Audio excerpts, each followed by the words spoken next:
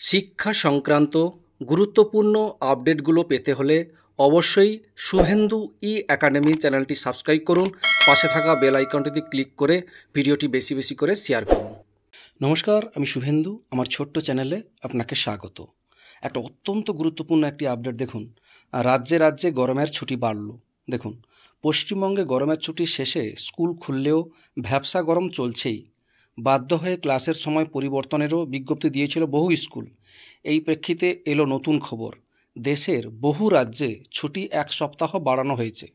শিক্ষা দপ্তর জানিয়েছে, দিল্লি, উত্তরপ্রদেশ, রাজস্থান, পাঞ্জাব ও হরিয়ানায় 30শে জুন স্কুল খুলবে। তাই বাংলায়ও ছুটি আরও বাড়তে পারে বলে একাংশের ধারণা। তবে আপাতত ছুটি বৃদ্ধির কোনো খবর প্রকাশ্যে আসেনি। এই ছিল একটা আপডেট, আপনাদের সঙ্গে শেয়ার করলাম। ভিডিওটি দেখার জন্য অসংখ্য অসংখ্য ধন্যবাদ।